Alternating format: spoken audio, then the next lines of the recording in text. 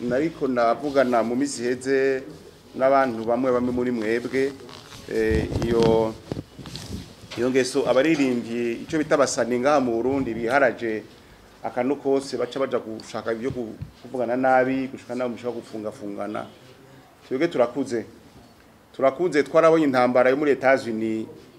wa mu Tupac Shakur munamuibuka Tupac munamuzi ujya yishwe n'abagenzi biwe babasani ku bundi bwo majambo mupfa amateritware mupfa ibiki mupfa abanwanyi mupfa ubuna mavyuzu bukera yara amateritware yaraba ivyo bintu byo kuza mufatana amashati je no bahanura yuko mwega basani n'abari bose ivyo bintu bibagarike ibyo by'imanza mwirukamwo urumva umuntu yihenze canke yanyereye kubera ko mwapfuye akanakariya burya bintu nk'ivyo bizana urwanko rero narinzi ko misiza nzobahamagara muraba cadre de concertation mushinga mwenyene imbere yuko mwitura urubanza mubanze mukije hagati mukivugane murabe kuno mugitorera umuti kuko hari ikintu umuntu akora utashaka gusubiza inyuma ugasanga haraje urwanko rume rubi cyane gose mupfiki mupfubusa mwachi ya chuki kama watu wa imani wabagamba katu chote kitu ni marubanza kitu ni problem isi uburundi niboragutse cyane urero isi yaragutse gose kubera technology yo web donc nawe yotwara abarundi bose isi irimo miliyarde avec ubuhinga mufise ubu none mupfike wibaza ko tutse umuntu canke umufungishije aco wunguka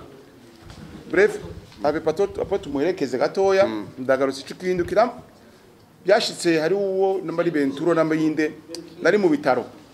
n'uyo muntu na muntu genda ndabahanure ivyo bintu mbireke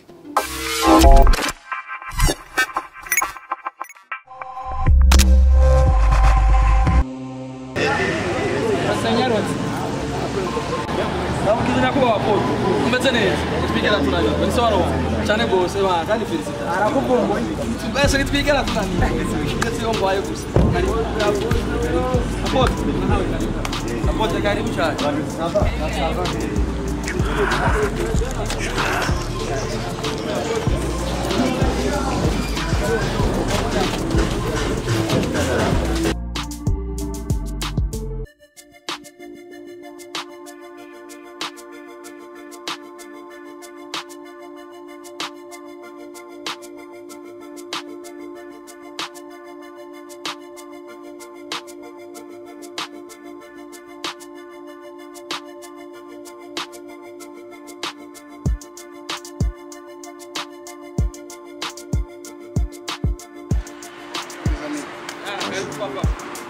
eko cyane gose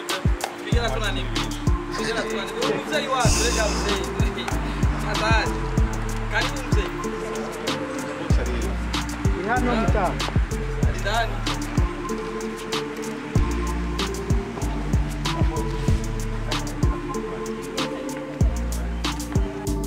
merci Eric alias Pox c'est bataille babizama we na Idriss, ce sont mes attachés de presse, mes conseillers en communication. D'abord, je vous souhaite la bienvenue ici. Ngabani furije nyakuba ngaha Apotre Jean Paul namuhaye ikaze ngaha kuri cabinet yacu associé muzenya cabinet Maître Muvayo associé. Bon, si bintu bitangaje mugabo ko abagenzi babimenya ni bintu byangombwa. Uyu mubona ngaha Apotre Jean Paul twadusanzwe dukorana imisi myinshi cyane gose mu byerekeye ico bitante mu juridique contentieux guhanurana mu byerekeye ivyo mategeko kuburanira cyangwa kumusurukira muri binabiri rero urabona yuko konsoma banga menshi cyane gose nakaza akora ni kenshi ariho abazomukenera bakamukena kugira ngo abazwe canke bamenyeshe ibinabiriya abo rero bamukenye il voudrait bien s'adresser à notre cabinet nico twashaze ko officialiser no munsi nejo bundi bamubuze bazoturondere twebwe kugira ngo tutunganye ibi na biriya ngaha rero nk'uko mubizi natwe turabanda dufise akazi kenshi cyane ni n'akaryo kugira ngo hamwe bo tubura cyangwa tuseruka abo dufashanya amabanga yo ngaha muri cabinet Maître Muvayo associé nibajya batatu mubona ngaha abandi bamufatiriwe wa mbere ni Maître Celestin mubona muhaguruke niwe chef de cabinet wo ngaha niwe ajejwe amabanga mushikira mu biro byacu mu cabinet ngaha akacaja Maître Nkuzimana Jean Bosco akacaza Maître Matene Davidi aba n'abavoka babunyoye babishoboye cyane gose kandi bakorana umutima ubwira ubwitonzi bref la déontologie de la profession d'avocat rero muri make nivyo aza kuba nkumbure utubazo tungahe kuko urabona ko si conference kwa mutere ni kumenyesha ibyabaye ibibaye n'igituma bibaye ijambo ni nyakubahwa Apotre Jean Paul hanyuma profita kubikirikira murakoze nagomba maze shime kuba uyu munsi tugeze aho twicana na Maître Muvayo Jean tuzinanye yaciye imyaka atari mike kuko mu ndoto zanje za misi yose naguma mbona guteza imbere ishengero hamwe n'igihugu biciye mu gukora cyane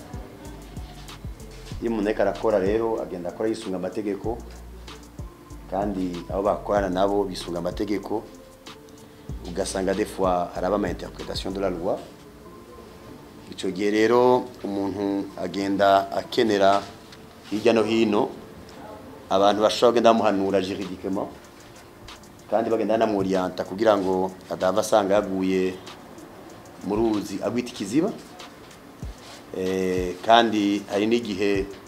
usanga muri ubuzi bwacu dukora haba mu mashengero haba iby'imipira cyane kwisumamwo ugasanga abantu baguteye muri ubu cyane kuriya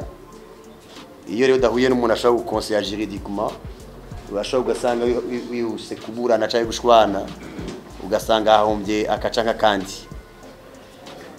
kandi turamaze kubona yuko hano mino misi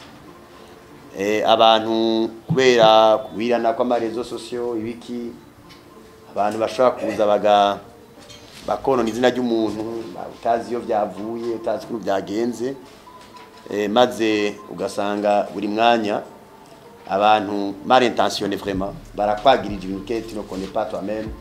pour des intérêts commerciaux kugira ngo aduze ama views umuntu akaza atagufashe ikintu kimwe sans commentaire sans ni quoi ukiro tuva uri mwibarabara n'ibindi bitandukanye mugabo je ne sais pas si les cabinets sont à la hauteur mugabo nous avons voulu que bimwe bikorwa byacu bya misi yose c'est vrai pour que twakora comme aba conseiller comme ibintu bya contentieux kandi turabona aje twaza ko binazoba iyo bibaye bon turahanuza vaut mieux prévenir que guérir avant turamutelefona tukamubaza ibi nabiri atwo bigenza gute avoka mona ngaha bakatubwira kugira ngo bigende neza no munsi personnellement numva ari ntambwe nte kugira ngo ashe gusinya amasezerano d'une façon officielle wadukorana bitari officialisé d'une façon officielle kugira ngo byose bigende neza mu buryo bugaragara kandi bishobora gufasha buri muntu wese rero Maître Muvayo ndanezerewe kubona bifashe inzira nziza nk'iyi inyuma yacu ndabona hariho balance sigura équité sigura peut-être je sais pas de gutungana ndabona amafoto yacu yego ndabona tout ce qui est derrière nous abantu bakomakomeye amafoto meza je nagomba muri rugendo rwiza dutanguye iyi cabinet yacu yanyu izodufasha dushigikire nitwayitura yego izushigikire ze ikurikirana ivyo tuzoyihereza kugira ngo ikore biriho nabiriya yego ni mwadufata neza tuzobyana abandi ko mwadufashe neza tuzobyana abandi ko mwadufashe neza ikindi kandi nuko twemereye cabinet ya Maître Muvayo yuko mbikuba tugenda turakora haba rimwe na rimwe mu bikorwa ibi na biriya iyi kabine izogenda iragaragara haba mu malink dukoresha haba rimwe na rimwe mu mafoto tugenda turagira iyo bibaye ngombwa kugira ngo bigaragare ko ibintu bizagenda neza. Ahandi no ngerageza gusozera nuko muri buno buzima abantu bose bariko barakora babizogira un cabinet d'avocat conseil, un cabinet ishaka guhagarara muri ico gihe. Hari n'igihe wanagomba umuntu aba yibaza ko tumufitiye ikidakiriya canke abona ko ariyo des litiges, maintenant turaboriencer publiquement ntihagire umuntu azosubira kuza kuvugira mu namatama. Voilà les cabinets bazoheza mwakire ashikiza ivyo birego vyiwe niba bifise atayifise nakaza gushikiza ibintu mu mabarabara. Natwe tuzosaba cabinet itubarize ati mbega uyo muntu bimeze gute, uko murabizi ko umuntu ibintu yubatse imyaka myinshi cyangwa ndarubaka avyubaka inyuma yiwe hariho imbuvu nyinshi amasicatrice menshi bica bikurikira gutyo. Cyamara agomba guhereza ko n'ubushobozi bwa media actuel uko media irakwiza ibintu mu mwanya muto cyane. Rero ndace gutuma mbona abajournaliste bari ngaha kwa kugira ngo nanje maître Muvayo na cabinet kubona ndaca ku ma media kenshi ndabashikiriza ibyo bikorwa byanje bya misi yose genda ndakora ibaye ngombwa sin fois ibaye atake canke byagize gutya baze badukurikiranire kuko turafise ko kushengero nini ya turafise ko abantu benshi badukurikirana ko il y a des intérêts là-bas intérêt atari make nazi des fois ko ari usanga ari n'ama droit d'auteur usanga umuntu yafashe ibintu by'iwawe n'ivyiwe akabikata ugasanga umuntu yaguze mu ndirimbo yiwe ibyo ari kurigisha ariko arondera aba client hirya no hino canke ugasanga ibyo wigishije yabifashe abishizemwo atagusavye kuko murabizi ko ajya amajambo nawe benshi ariko aradandaza kugira ngo natwe nitwamwitura muze mudufasha kuraba ko vraiment twabyituye dushikije amategeko tava dusanga twarenza karimbi. Rero nibaza ko nagoma ndabashimire nimwaduha kanya turaza kwapoza signature sur le contrat nasomye aname conscience nkabona ko ikwiye kandi ibere ko ndayisinya. Murakoze cyane.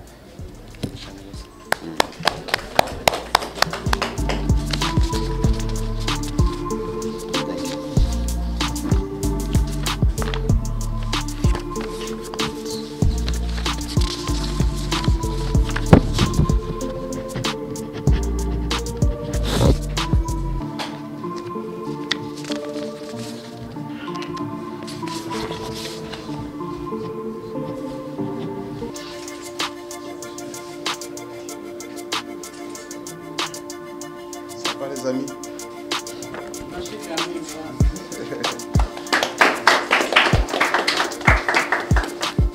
Ibisanzwe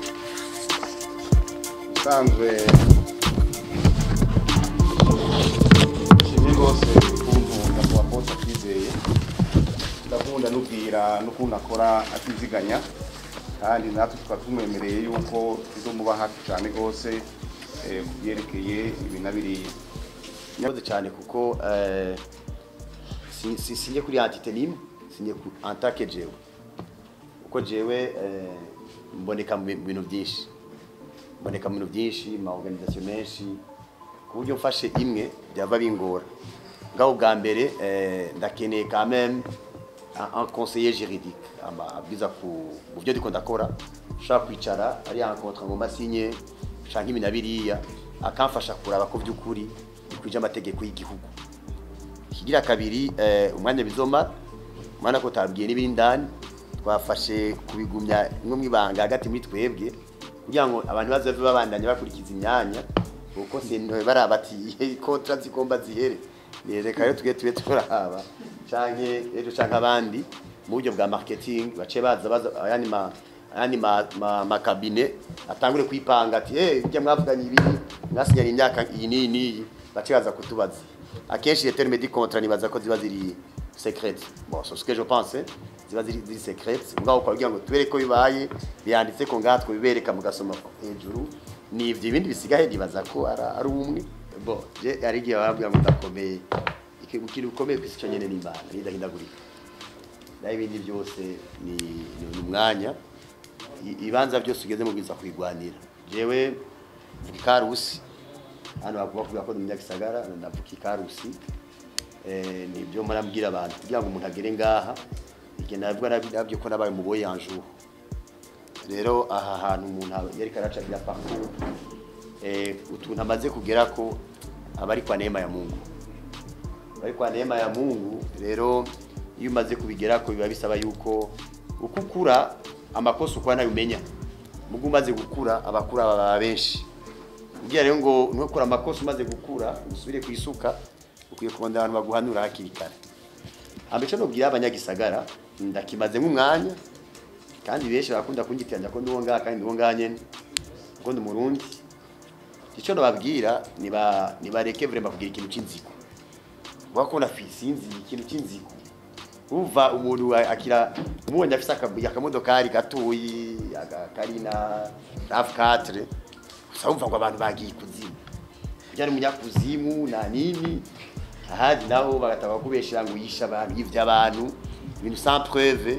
kubera nawe peut-être nabavyifuza kubishikako ahubwo nibaza ko ikintu mo developer gusumba byose ari baba gushigikirana hanyuma iyo umuntu yabaye promoted murabona abandi baririmbye bageze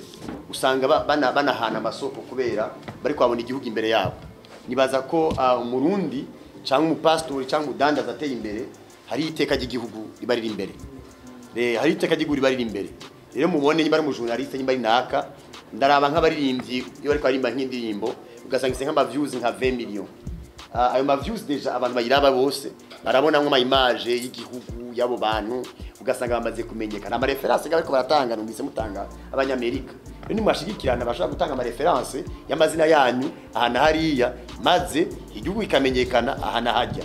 icyanyuma numva nuvuga hagati y'abajene nuko mwese afise aspiration yiwe ari inze yamaze guca iyo nzira rero n'indimbo nimufise indirimbo zimwe nyimbo mwaririmba muri no style udashikira undi muri dia style apana kuguma abantu bari kwarapondana agutwaye stage no musi nazo zimutwara hirya yejo mukunde competition kuko hari abantu benshi bavuga ngo no musi yantsinze twe muri basketball kugira ngo uno musi bagukubita yejo nabo kabakubita hirya yejo nabo kabakubita abayimvyi rero umuntu agutsinze no musi umenga isiraheze hari n'abagenda bagakiriya abantu batukana umwe akabashira mu Kamenge undi akabashira hariya undi akabashira hariya agatangura kweshanja ama message bazanye muri biti wabonye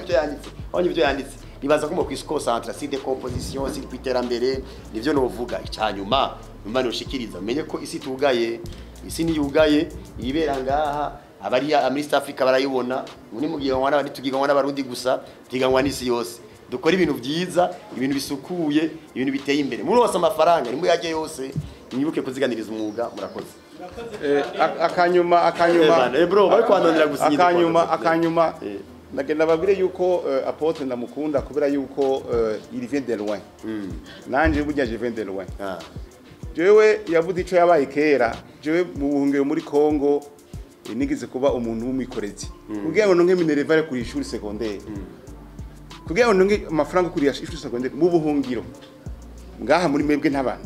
meshi murafisi yo muva urisa abavyeyi mugabo mu buhungiro urabona ko ukuntu yakoze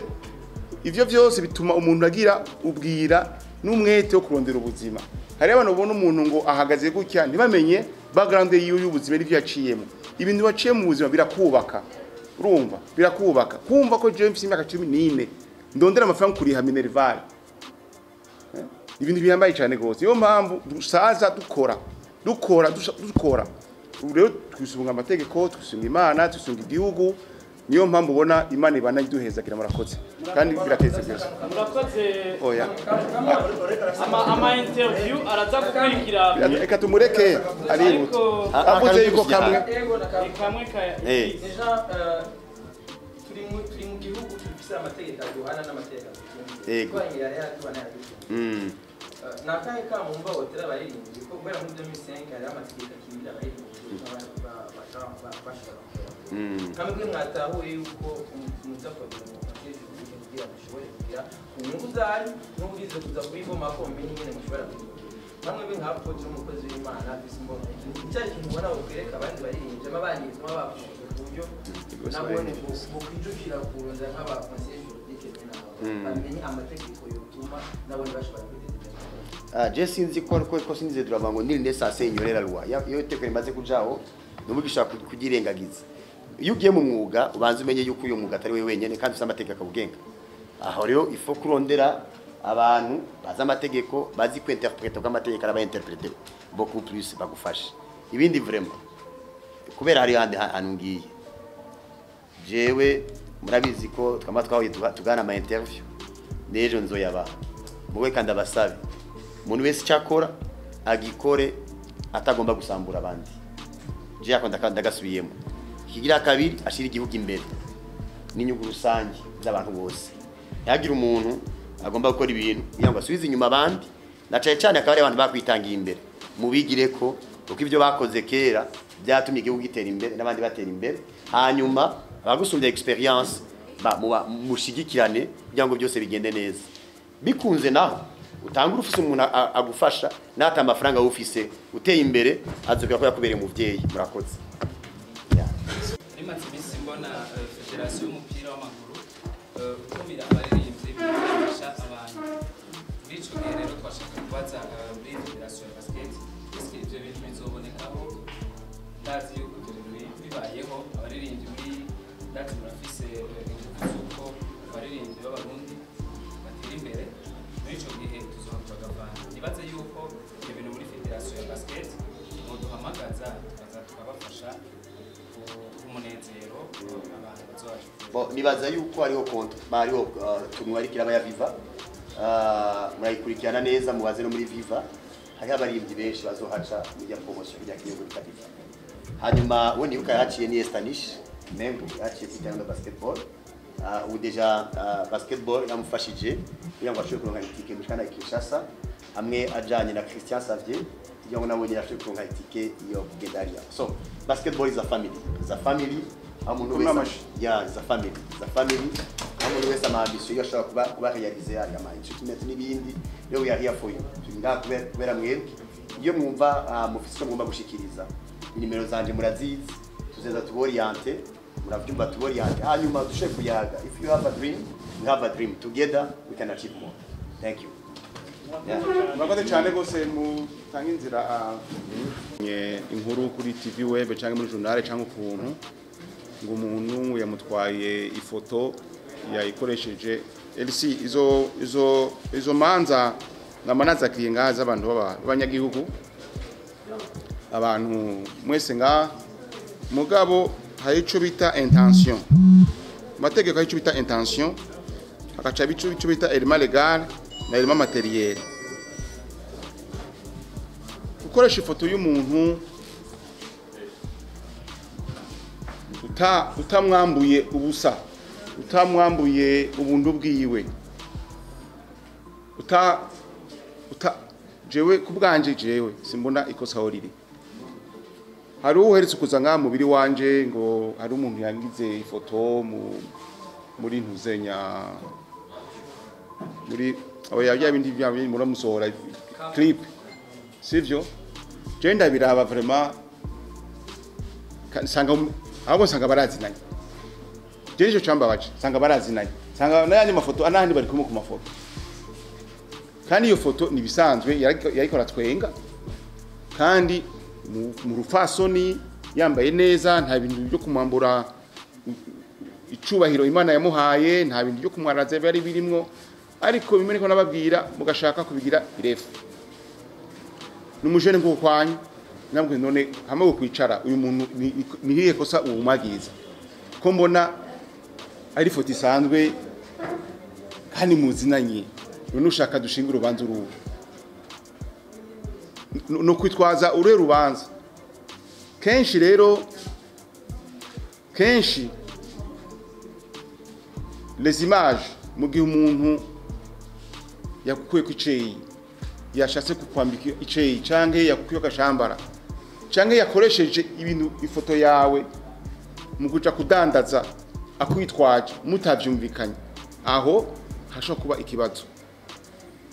kuvyerekeye inkuru nayo murazi amategeko y'abajournaliste l'objectivité la neutralité ni ibintu biri conseiller ku bajournaliste wari wese hariho waba uwemewe n'amategeko waba utaremerwa n'amategeko, hariho deontologie, professionnalisme, ibintu bisaba umenya yuko bikuguye ko mu gihe amategeko agufasha. Mugabo mu gihe wayakoze wubahirije amategeko mu journaliste, la deontologie professionnelle d'un journaliste aragukingira. Murabizi ko amakamenshi n'amariko na secretariat muri sense amakankayo ni menshi cyane gose. Rero sinzi ko hari ibintu, sinzi ko vous êtes satisfait avec la réponse naguhaye, mugabo muri make niko genda yibona abantu kubera ko akunda bakebuye mu kanya akandi kose urubanza akandi kose problème kile kitu problème ivyo bintu ni mubireke muracari bato, ibigo y'abantu ni byinshi cyane. Sinzi mu mashwanye ikintu muri quartier canke ngo akantu gato cyane ngo nimonesha ni byinshi ntavuga ngaha. Abantu benshi bamuhamagara unashaka abantu ubona bibihangange muri domaine n'iriya bateye imbere kandi Imana yahezagiye akantu gato ugasanga ashatse kugira kanini ya cyane. Murakoze. Ubundi nawe bama bakimbagije haraciye umwaka nibatari imyaka,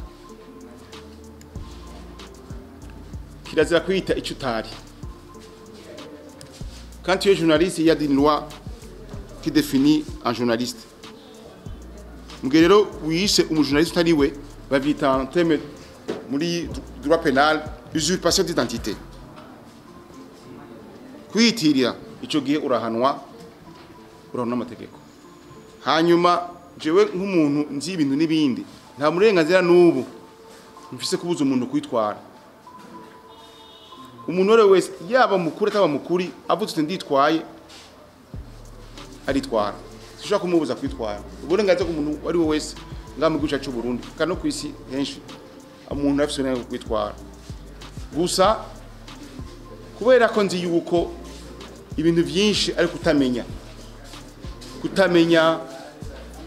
ugasanga genda ziko urubanza ruzana rwanga. Yego baragutunganiza mugabo kenshi urubanza ruzana rwanga. Hagere uraba iyo atari urubanza rw'amaraso canke urubanza gushaka gutembagaza igihugu, ari ibintu nyine mwapfuye byo mu nzoga byo mu kibano, duhanura abantu kuyaka binanirene naho nta kundi. Naco gituma neje ubundi bashize intazo ko mugina. Hari ibintu ushobora guhera mu kiyago, jewe ndakunda kugira icyo bita arbitrage canke guhanura abantu. Cyane nk'abadandaza jewe kuri bitware ndabanura kubanza kuyaka. Yanse naho ni uca muja mu butungane. Namwe rero mukirondera ubuzima mupfa ibintu bisanzwe, namwe muraza mukambwira ibinabiriya. Ari benshi tabona ngamwe baje kumbatsa. Hari imanza nyinshi ziherera ngaha muhira muri kabine. Abantu bakava ngaba bafatanye ukuboko bagiye gusanga rwagwa singuce cupari. Kandi gere ibintu baza amaso yabaye umunani ishaba ryinshi mugatwayaga gusanga ibintu birahetse. Jewe niyo icyaka itari cyaca amaraso cyagomera bunwa muze mushira imbere ibiyabo. Agiye gusaba ikigongo bigoye, ajya gusaba ikigongo ajya n'ubuntu kukoshora kosha mugabo gusaba ikigongwe n'ubuntu kandi Imana irabikunda cyane. Murakoze.